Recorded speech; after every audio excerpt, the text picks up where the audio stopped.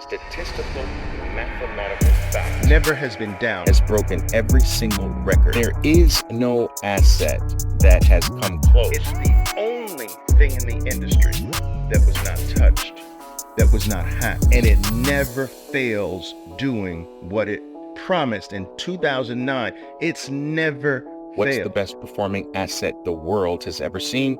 And you'll find out. What I that wanted to it's talk to you very briefly about, well, it's probably not going to be so brief, is the fact that I wanted to start repounding the table on a message that I have consistently kept in your faces almost the entire year. For over, not only just this year, for over a year now, I've been preparing you for what I'll just loosely term as Bitcoin's halving year.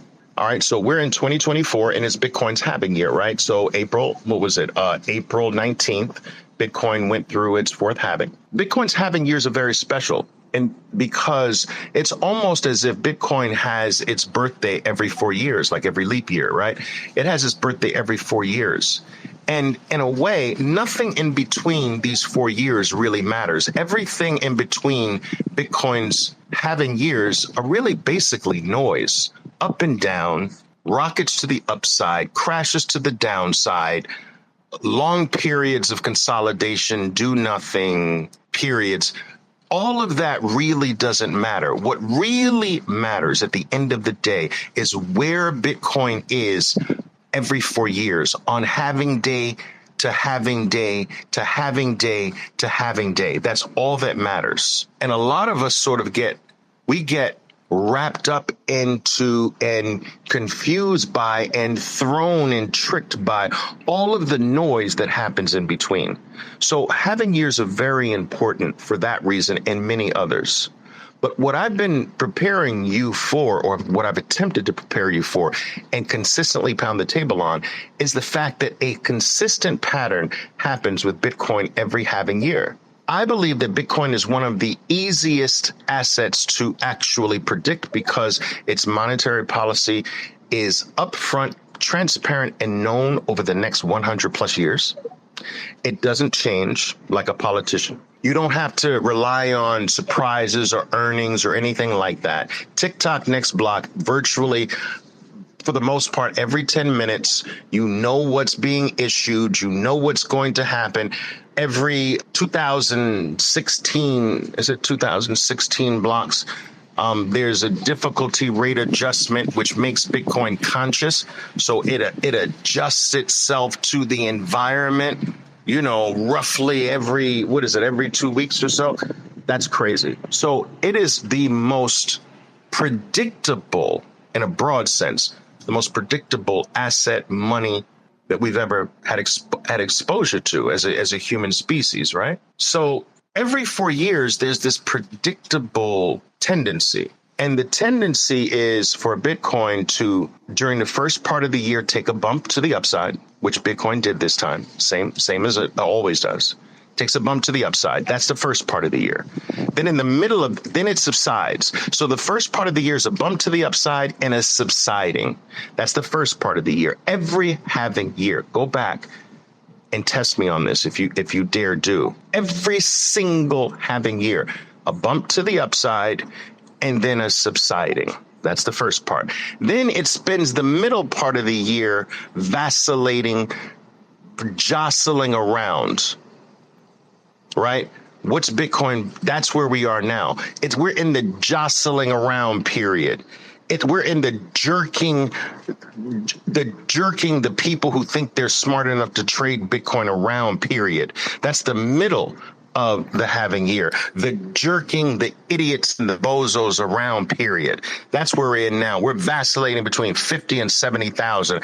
We're killing the moon boys by shooting to the upside and then crashing. And we're killing the shorts by crashing first and then zooming back to the upside. That's the jostling around. Kick the bozos in the balls in the teeth, period. That's the middle of every single freaking halving year. Don't believe me? Go back and do your research every single time. But OMG, the end of the year, by presidential election time, and I believe that the halving that happens every U.S. presidential election year is not a mistake by Satoshi Nakamoto. I think that shit's on purpose.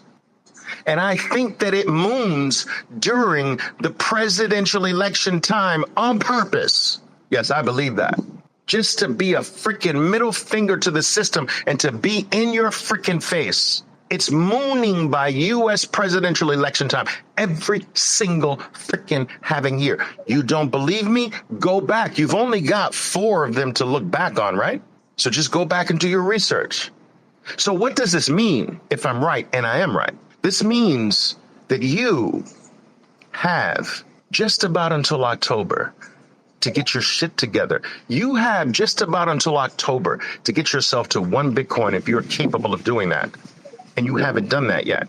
And if you haven't done that yet, and you have the capacity to do that, I want to ask you why you're so blind and dumb. Because at no other time in Bitcoin's history is it more clear that not only is this here to stay, not only is this the best performing thing humans have ever experienced in all of the human evolutionary cycle or human life.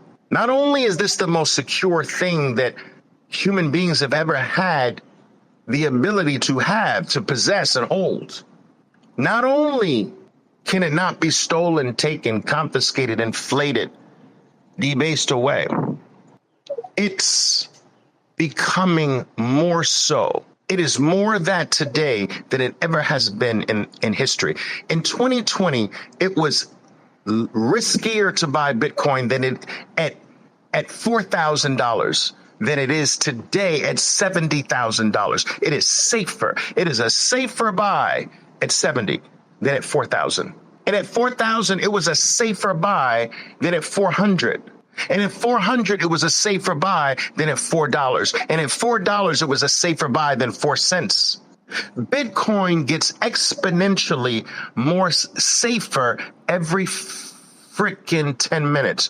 Do you realize this, people? That every 10 minutes, Bitcoin becomes harder. Every 10 minutes, Bitcoin becomes scarcer. Every 10 minutes, Bitcoin becomes more invincible, exponentially so. Every 10 minutes, it gets taller. Every 10 minutes, it gets longer. Every 10 minutes, it adds to itself. So if you weren't able to kill Bitcoin 10 minutes ago, it just became exponentially more difficult to kill it this 10 minutes. It just became exponentially more difficult to hack it the next 10 minutes. It just became exponentially more impossible to debase it, to ban it, to stop it, to kill it, for it to go to zero. Every 10 minutes, in your face, in my face, it grows, it expands, it gets taller, it gets bigger, it gets more powerful, it gets more invincible. And if it does this every 10 minutes, imagine what it does every 4 years. And so here we find ourselves, guys, in one of the most important years I would say this year is the most important year of Bitcoin's entire life. Why? Because it's better than it ever has been. Why? It's safer than it ever has been.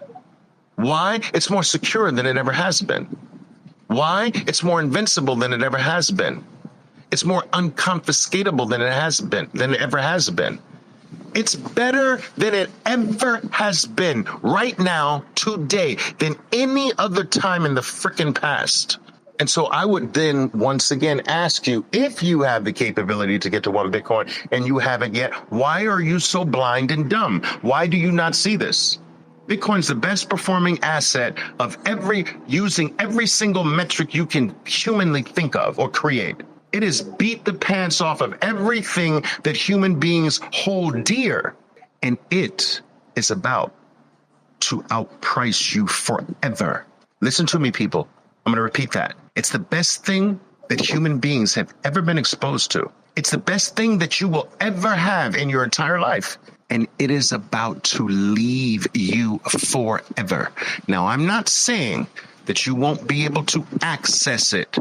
What I'm saying is the wealth building, the life changing, generational trajectory changing capacity of Bitcoin is leaving you in a few weeks.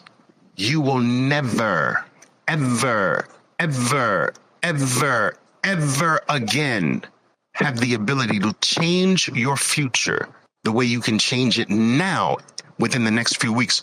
But you've only got another fucking few weeks. Do you understand me? You are going to get unpriced. You're going to get outpriced. I promise you this. Hold me to it. You mark these. Take a clip of my words. Show them to me by the end of the year. Put it in my face. I want you to. You will never have this opportunity again in your entire life. Your children will never have this opportunity.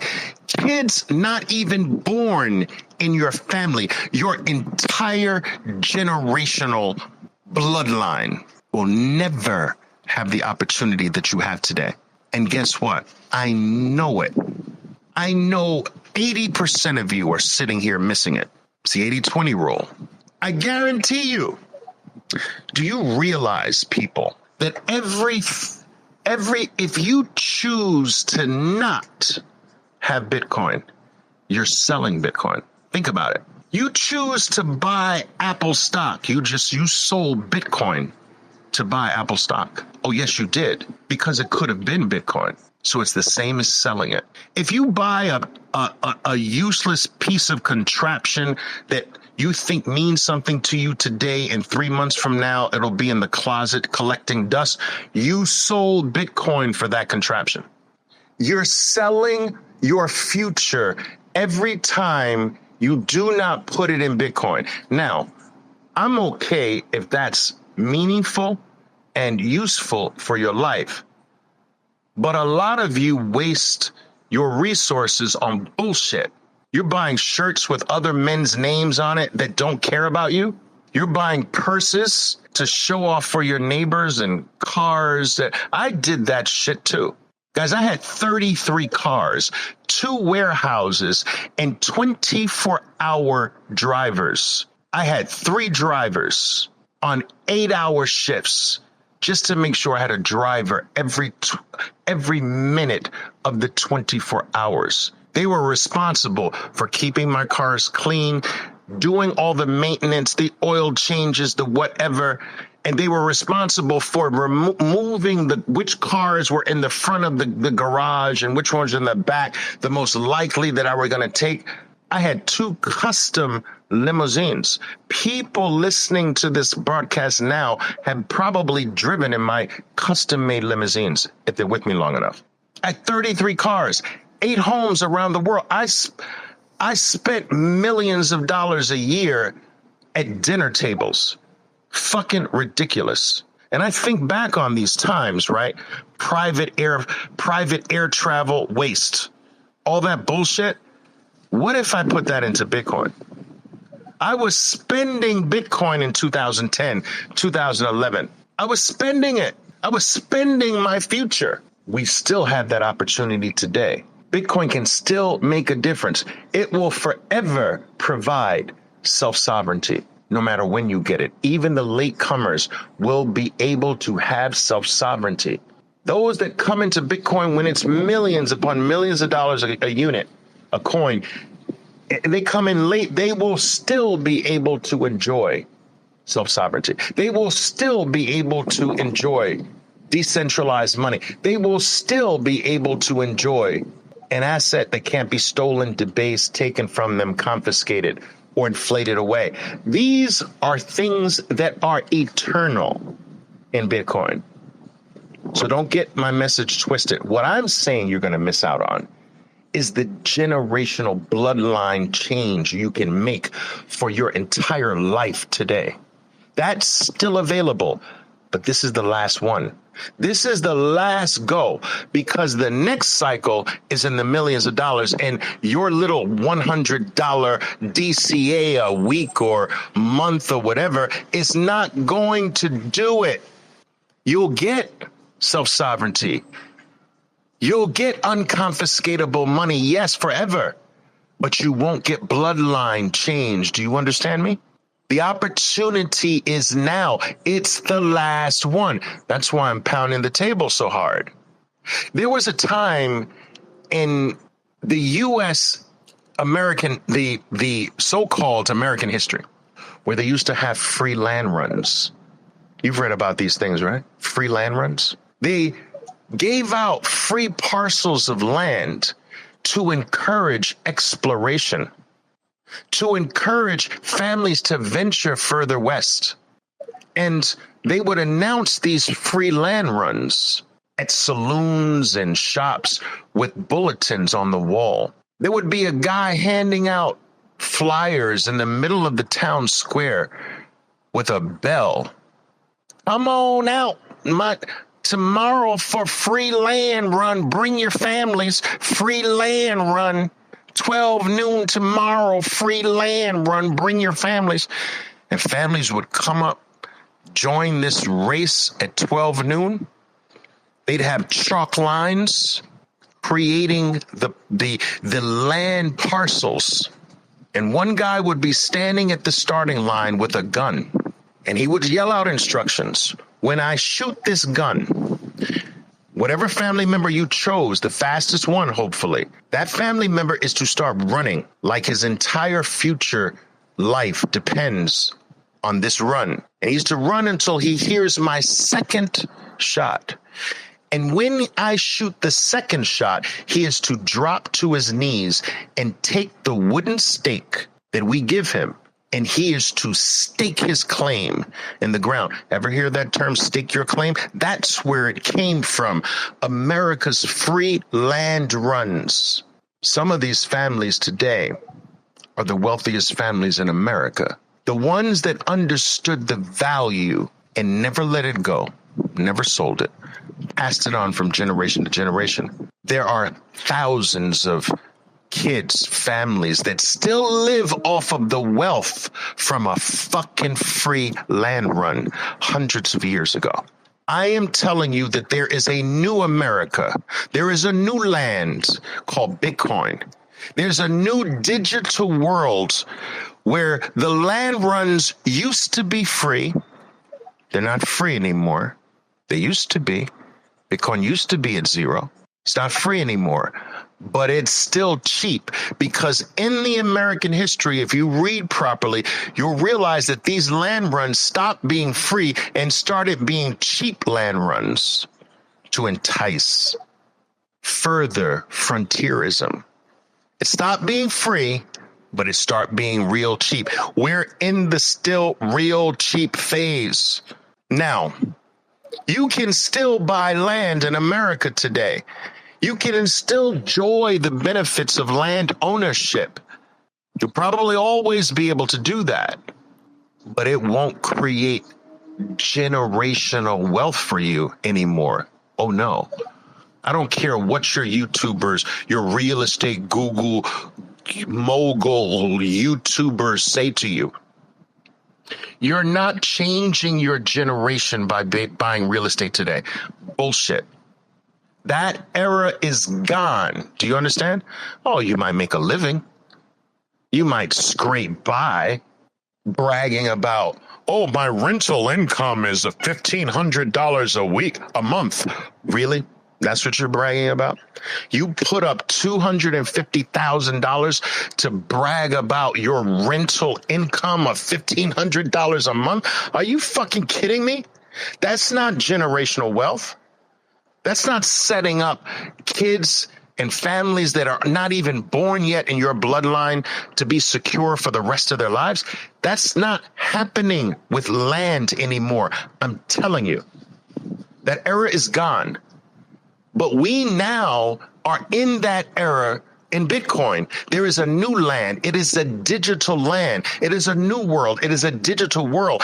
And that digital world is sucking the analog world into it at a rapid speed.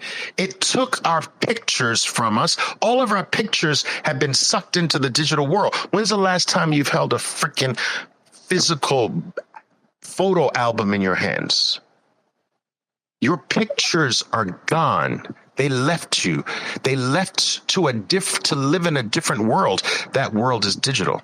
the digital world, the digital America. Your movies left you. Your mail left you.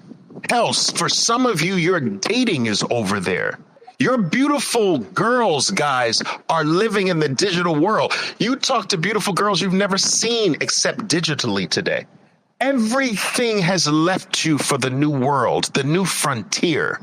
And while the land in this new frontier is not free anymore, it's still cheap.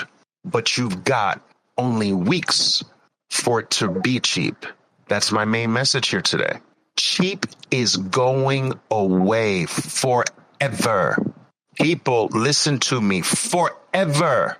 Never again will you see Bitcoin at 3,000. Never again will you see Bitcoin here, ever.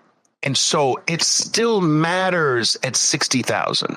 It'll matter less from a generational wealth perspective at 500,000 because the little bit that you put into it will stop being generationally significant.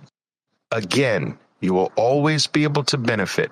You will always be able to have self-sovereignty. You will always be able to have freedom, money.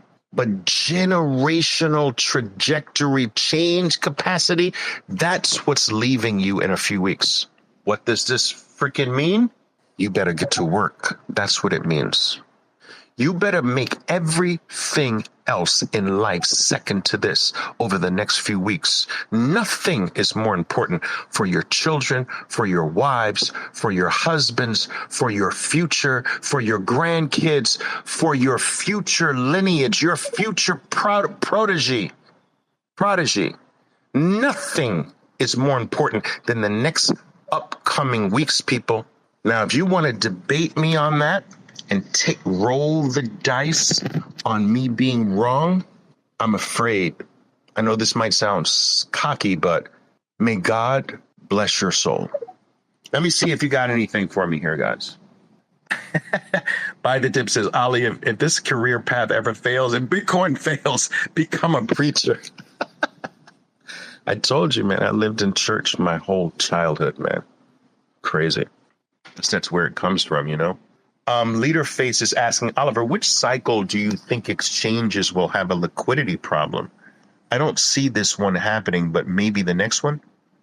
That's a good question because, you know, exchanges throughout Bitcoin's history have always had liquidity problems because it's very difficult to resist the human urge to fuck with things that you have control over. So when someone gives you control over their value, the person that receives the value, over time, it starts to affect them. And it becomes easier and easier for them to betray the trust. It's just a part of the human species. It is not meant for the human species to give power and control over to someone else. This is why it doesn't work. We weren't born to do that, to give another man my power, to give another man my God-given control, my wealth, my resources. We were not designed to do that. So when we hand it over to someone else, it never works, ever. In history, I've got a 100% backing on this. It never has worked in history, ever. Every trust has been violated. So now we have a parallel system running alongside an inferior, broken down, dilapidated system that has always failed us every single time. But we can transfer from one system to the other now. We never had that capability. Bitcoin is that alternative parallel system. We never had a parallel system. We just had to wait and hope that the next system after this one collapses is better. And it's never better. It's always the same. The trust is violated. So we now are going to move into a brand new era. This is very significant. An era where trust is no longer required. Do you realize, people, this is a very important point in my view, that whenever something requires trust, it's already wrong. Think about it. It's already wrong if you need to trust. It's already broken if you're asked to trust. So let me give you an example. Do you trust let me look at a name here. Let me look at a name here, people. So I'm going to look at Leader, because Leader Face is asking this question, right? So Leader Face, do you trust that your profile is Leader Face? Or do you know that it's Leader Face? If you were to be with your wife and I invited you to my home and I open the door and I greet you with your wife and I say, Leader Face, wow, is this your wife? And you say, well, I trust that it's my wife. I mean, she was my wife when we left the house. I mean, she was my wife in the car coming over here. I trust that she's still my what? You die. Do you understand? Right there on my stoop, in front of my door, you die. Fuck you mean you trust I'm your wife? You're dead. When you know there is no need for trust, and why should not we live in a world where we know? Why should we have to trust another man to hold, to protect my life? I want another man to protect me. I want another man to hold my value for me. Woo-hoo! Another man is going to take care of it for me. The fuck is that?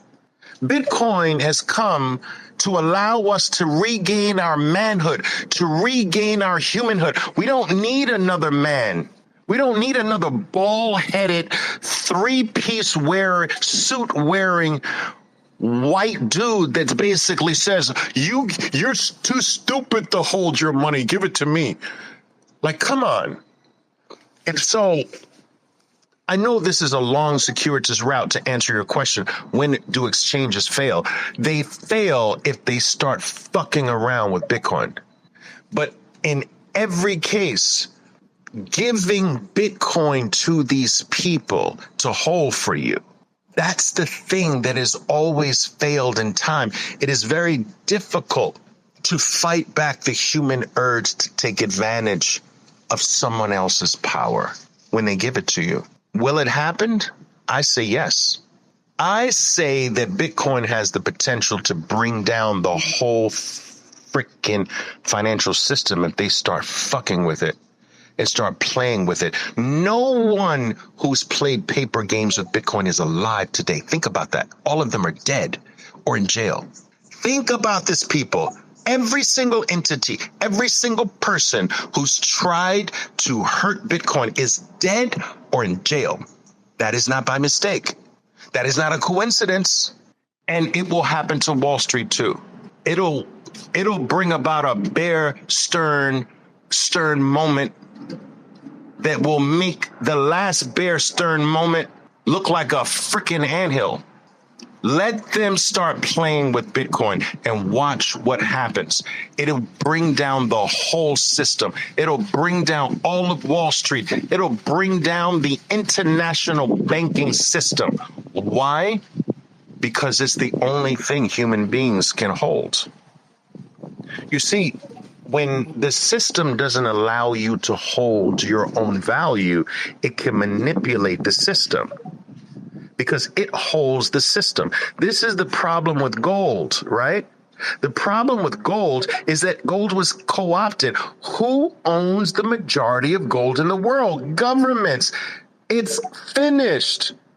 It's co-opted by governments. They control the supply. And when you control the supply of these other assets, right? These physical assets, you control the supply, you can manipulate the asset. And Bitcoin doesn't work that way. And so when they try to control Bitcoin the way they control gold or whatever, they will get blown up. I promise you. And once again, think about it. No one who has ever played paper games with Bitcoin, no one who's ever tried to hurt Bitcoin, no one who's ever tried to fuck around with Bitcoin is alive today. And if they're alive, they're in jail forever. How crazy is that? Jack T. Swan says, I love the passion. Yeah, man, I get excited, man. Get excited. Dave says, love these spaces, keeps my eyes lasered. Mine too. Mine too. You guys help me too in this regard as well. Oliver, what Bitcoin miners do you think have the most alpha to outperform Bitcoin and sell to gain more Bitcoin? I got mixed feelings on this, mixed feelings on the Bitcoin miners. So it's sort of like, I don't know, Senator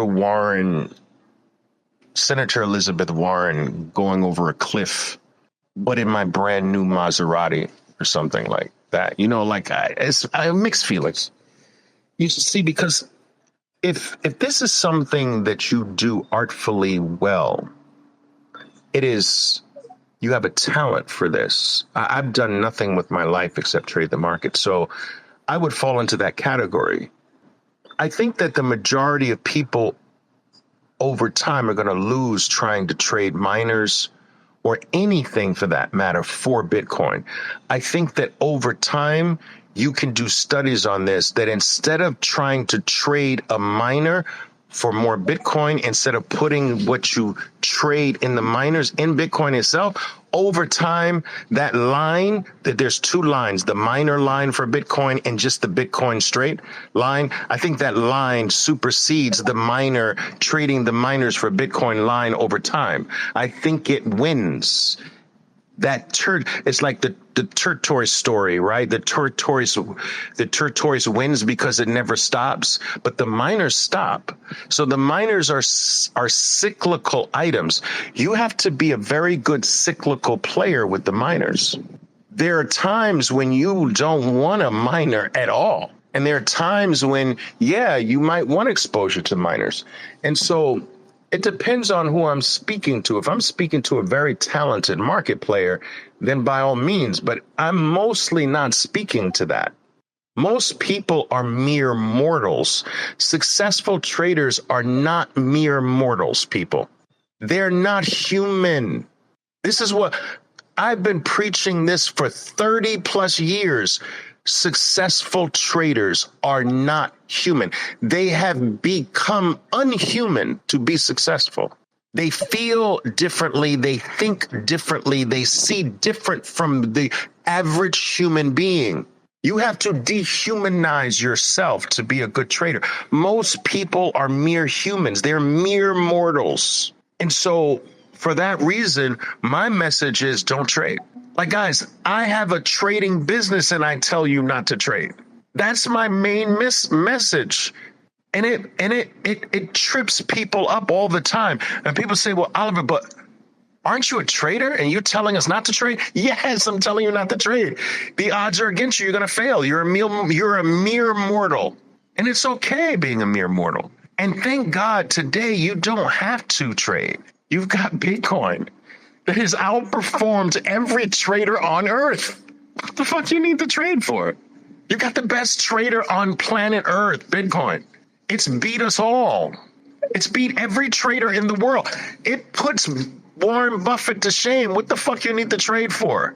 Guys, in the new world, the digital life, the digital world that has taken our pictures, our photos away from us, our movies away from us, our mail away from us, our relationships away from us. It has taken everything away from us, right? It has taken away the need to do all this other bullshit. Bonds? Who the fuck needs bonds with Bitcoin? Are you kidding me? Oh, well, I get this interest. Who needs interest with Bitcoin? Don't be a dummy. Oh, but it doesn't have cash flow. Who the fuck needs cash flow with Bitcoin? Are you stupid? Oh, well, it doesn't have earnings. Who needs earnings with Bitcoin? Get this through your thick skull. It's a new system. It doesn't need anything from the old system. Stop thinking from the old system. Stop thinking you need anything from the old system. You need nothing. This is from a religious point of view. I told you I spent most of my childhood and life in church, right? If I were to put this in religious terms, this is becoming naked. Naked is, being stripped. Naked is symbolic for becoming like a baby, becoming innocent again. You know, there's this saying in the Christian faith, there's this parable, right? That a camel, many of you have heard this, right? That a camel, it is easier for a camel to fit through the eye of a needle than for a rich man to enter into the kingdom of heaven. Now, many of you have heard this, right?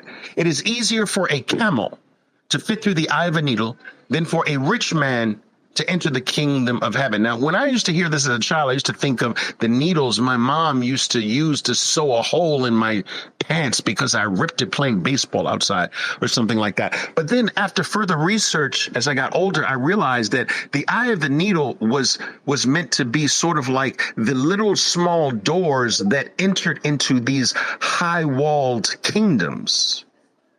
They used to call the doors eyes, and the doors were rather small because it was mostly wall that protected the city against outsiders, from outsiders. So they would never want a big door to enter into the city because a big door could fit an army. So you would make the door into your city small, an eye, as it were.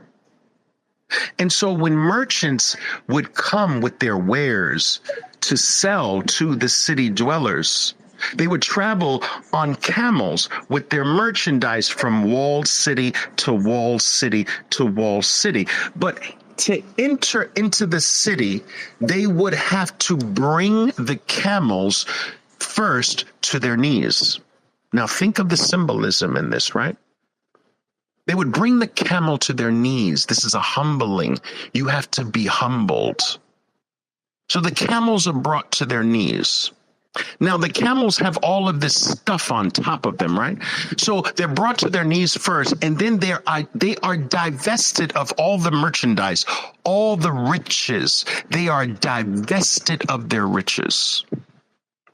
And it is only after they are brought to their knees and divested of all the things that they have collected, all the things that they were carrying, they have let go of everything, then they crawl.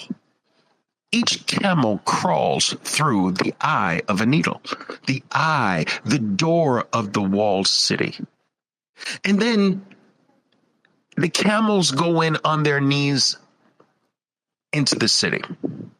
Now, the city represents freedom. The city represents heaven. The city represents liberty. You understand? So it is easier for a camel to fit through the eye of this city, to enter into the kingdom of heaven, the city of liberation, than it is for a rich man to enter into the kingdom of heaven. Now, what is my point here? My point is that we have to be brought to our knees. We want to enter.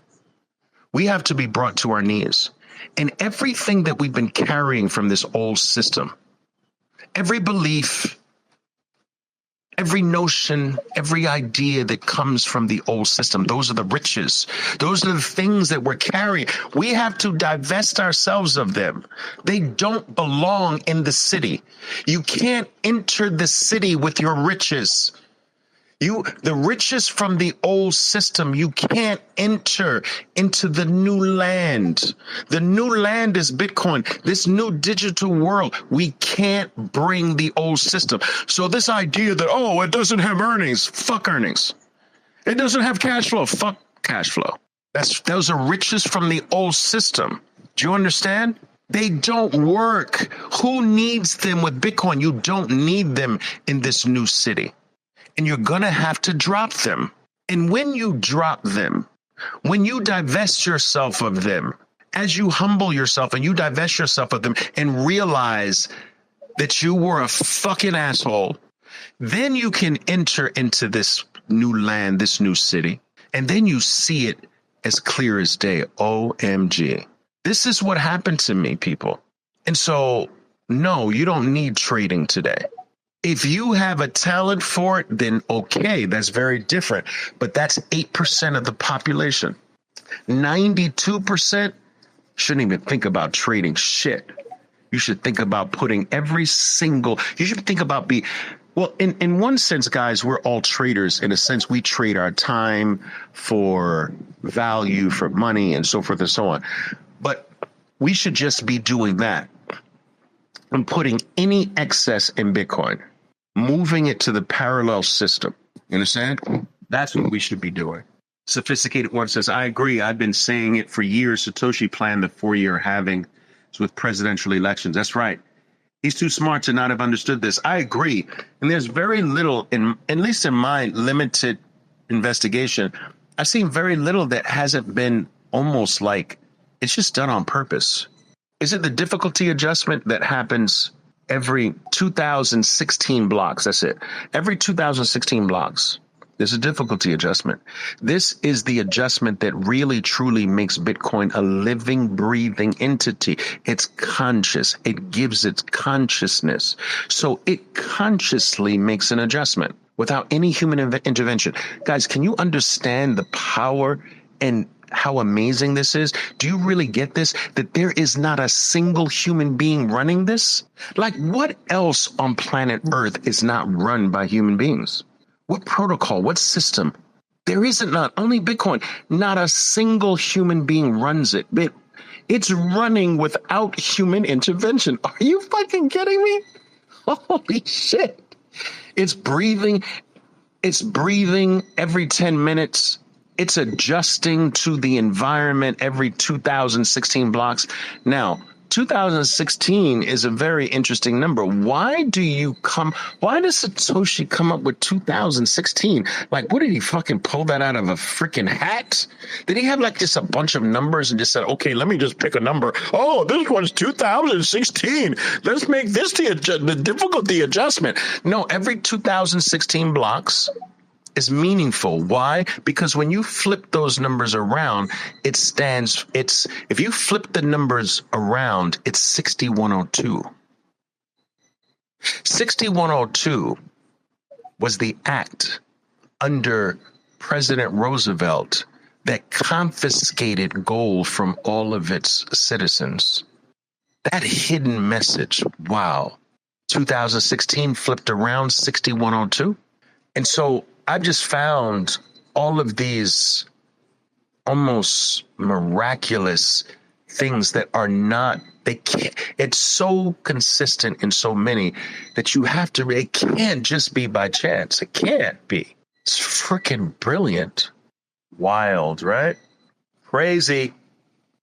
Anyway, guys, 4 posts, 4 reposts, 17 likes. That's it. 17 likes. That's it, guys. How many people do I have on here? I don't even know. I can't even see this. Can I see the number of people? Those are rookie numbers, guys. Come on. Give me some likes, man. You got me at rookie like numbers. What is up with that? All right, I must be boring you. When do you think the top will be in for BTC this cycle? I think January 2025. No, I think that's too early. I think, listen, all we can do is use history as a guide. Otherwise, if you're not using history as a guide, then what the fuck are you using? A freaking coin? Like, you flipping a coin? Like, you have to use history, right? And history is not perfect, but it's the only thing we have, no? Then what else you going to use? A dartboard? Like, all right, so we have to use history, right? So if I use history as a guide, it's late 2025 every time. Every halving, it's the year after it's a year after presidential election time. So from presidential election time to the next year is the biggest, most exponential part of the cycle. It's a 1-year exponential run. It's a 2-year run up to that point.